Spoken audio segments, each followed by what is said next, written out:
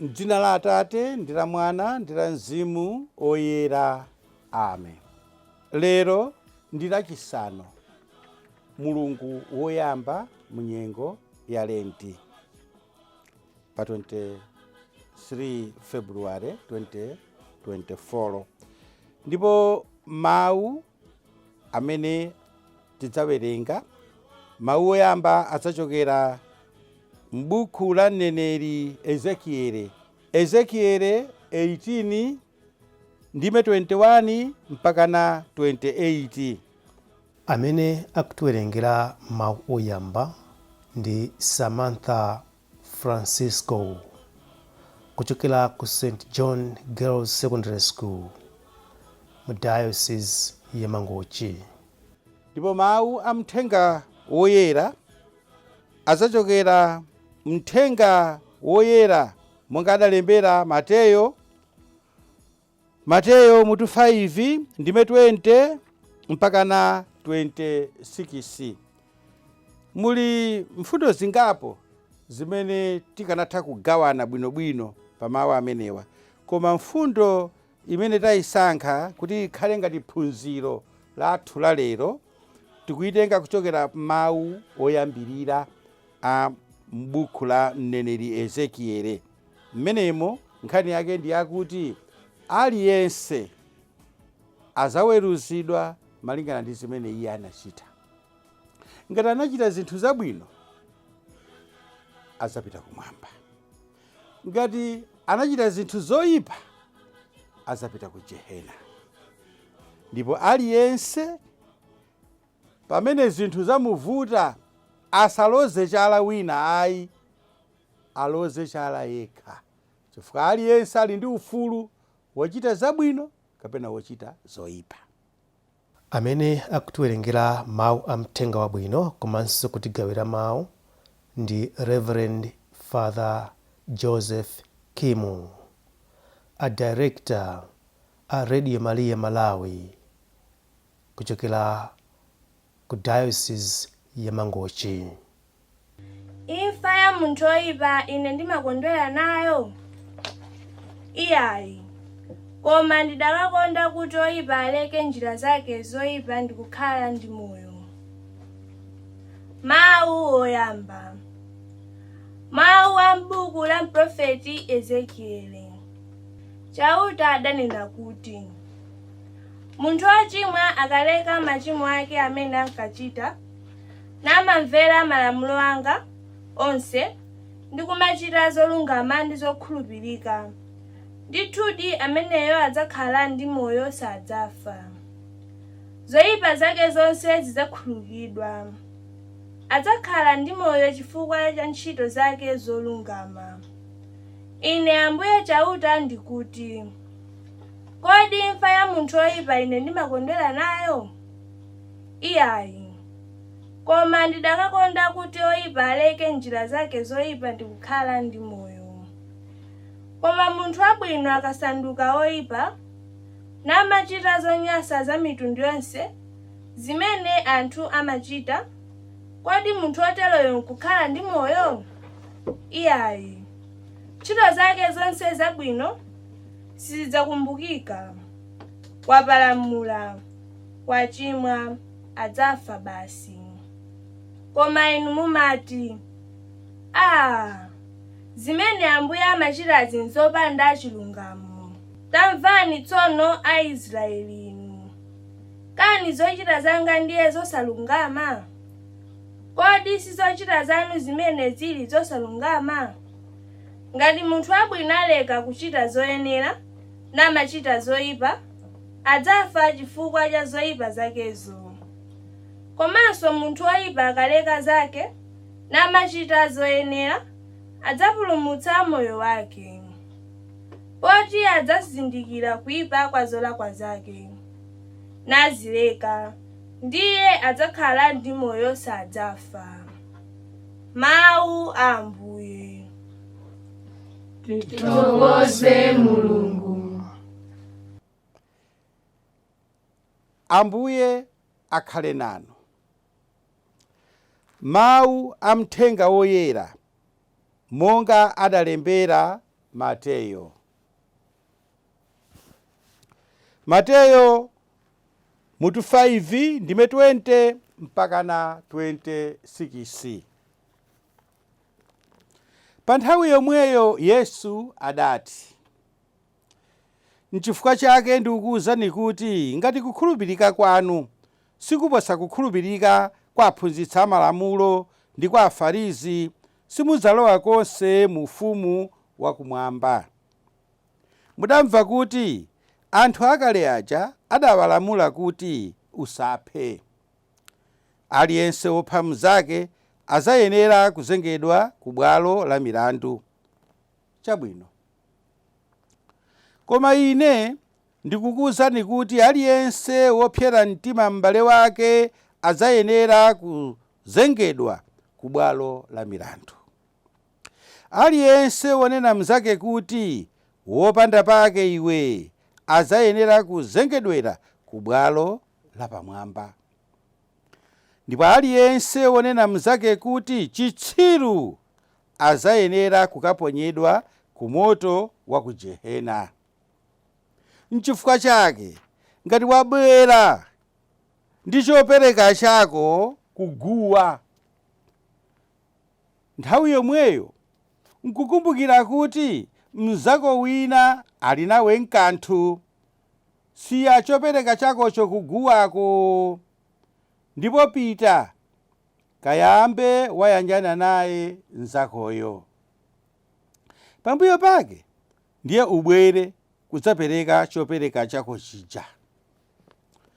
Uziyanjana msanga ndi mnzako wa mlandu mukali pa njira yopita ku bwalo la milandu, kuopa kuti angakupereke kwa woweruza, woweruzayo angakakupereke kwa msilikali, ndipo msilikaliyo angakakuponye mndende. Ndithu ndikunenetsa kuti sudzatulukamo mpaka utalipira zonse. Mthenga wa Ambuye. Abale ndi alongo okondedwa, tanena kuti phunziro lathu lalikulu la lero ndilakuti aliyense azaweruzidwa ndi ntchito zake. Ngati anachita ntchito zabwino adzapita ku paradiso kumwamba. Ngati anachita ntchito zoyipa adzapita ku Gehena.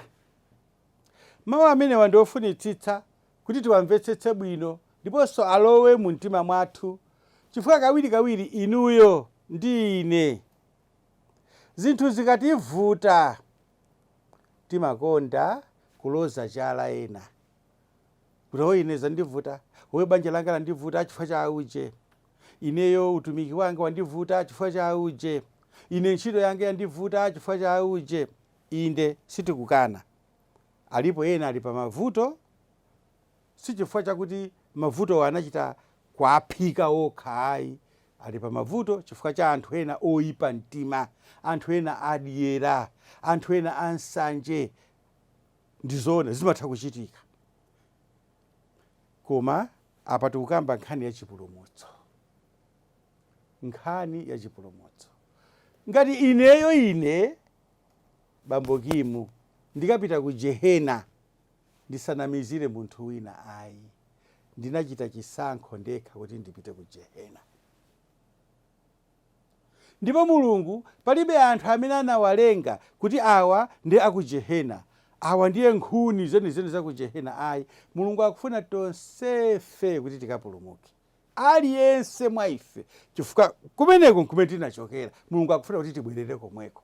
Tsono tikakalephera kufika kumene kuja tisakanene ayi koma ine akuti ine koma akuti wekha. Ndiye mawu oyamba amene tawerengaja ochokera m'buku la neneri Ezekieli. Tiwerengeso. Munthu wochimwa akaleka machimo ake amene ankachita namamvera malamulo anga onse ndi kumachita zolungama ndi zokhulupirika, ndithudi ameneyo adzakhala ndi moyo, sadzafa. chocho mwayi ulipo. Nditha kukhala ine munthu wochimwa kwambiri, koma ndikangoleka machimo, ubwino wa Mulungu ndi umenewo. Ubwino wa Mulungu ndi umenewo kuti munthu utha kuchimwa, koma ukangoti ayi, ngati anachitira mwana uja wosochera uja pa Luka mutu 15 ndime 17, atakhalakhala anadzidzimuka, ayi, sindingapitirire ine moyo umenewo. Ndikubwerera kwa Mulungu, nkumwalira pambuyo pake, khala pambuyo pa 10 minutes, wapulumuka, wapita ku paradiso. Ndiye tiyimvenso apa kuti koma munthu wabwino akasanduka woyipa namachita zonyansa za mitundu yonse zimene anthu amachita, kodi munthu woteroyo nkukhala ndi moyo? Ine ni maseka amene bakonzekera mawu amenewa, hakuti kuchita zoyipa za mitundu yonse. Komatu ndiye akuti munthu wabwino akasiya kuchita zabwino ndikumachita zoyipa za mitundu yonse, akuti kaya mitundu, munthu ameneyo sakapulumuka. Sakanena kuti inetu ndimachita zabwino, kapena kukhala wokhulupirika mpaka na zaka 8 wokhulupirika, chigololo osachita, miseche osachita, kuba osaba, kupha osapha, kaya chani. Chaka cha 81 basi wayambano kuchita anu, wati ngasindachita kale zabwino, wakujehena. Ndiye mfundo ndi yayikulu ndi imeneyi. Ngati munthu wabwino aleka kuchita zoyenera namachita zoyipa, azafa chifukwa cha zoyipa zakezo. Komanso munthu woyipa akaleka zoyipa zake namachita zoyenera, adzapulumutsa moyo wake. Ndiye muchatimanena kuti aliyense azalandira mphoto malinga ndi zimene iye anachita. Choncho tisiye kapena kuanamizira ena, kapena kuanena ena. Ayi, uli ndi ufulu, ndili ndi ufulu umene umandithandiza kusankha kuchita zoyipa kapena zabwino. Munthenga wabwino, mfundo imodzi imene makamaka ineyo yandigwira mtima kwa basi, ndi pamene Ambuyeso akunena kuti ngati iweyo uli ndi kanthu ndi munthu wina, ndiye ukupereka nsembe yako, ndiye ukumbukira kuti komatu ine ujeni aja ayi sinalankhulira zabwino, kapena ujeni aja simagwirizana nawo, ndiye akuti usiye nsembe zokuguwa, ndiye upite ukayanjane nawo ndikubwerera kuti upitirize kupereka nsembe. Ndiye apostoli ndimaganiza kuti komatu ndiye nchali chimwe chatikana kuti tonse tikhale ndithu achoona. Ndiye mwina pakanyengo kena kake nchali chimwe kanakhala empty, chifukwa tonse tikanayenera kutuluka kupita kuti tikayanjane ndi amene mwina timadana nawo. Phunziro lalikulu apa ndilakuti sitingathe kupemphera bwino ngati mumtima mwathu muli mkwiyo. Sitingathe kupemphera bwino ngati mumtima mwathu muli kukana kukhululukira. Ndiye tiyeni tipemphere kuti tikhale anthu amene tikuzindikira choona. Ngati tikusochera tibwerere, ngati tili munjira yachiyero yachilungamo tipitirire, komanso tikhale anthu achilungamo ndi oyera. Pamene tikupemphera tisakhale ngati anthu achiphamaso amene tikupemphera pano koma mzathu amene takhala naye pafupi sitikufuna kumulankhulisa. Pamene tikupemphera tidziwe kuti Mulungu amalandira mapemphero a munthu amene mumtima mwake muli moyera, osati muli zidani, muli kusakhululukira ndi zina zotero. Amen. Mulungu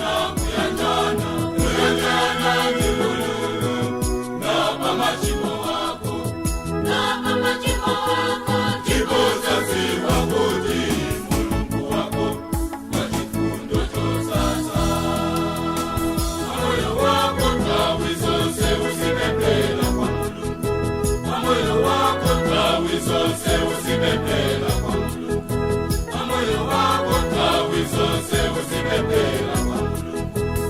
Alisuzana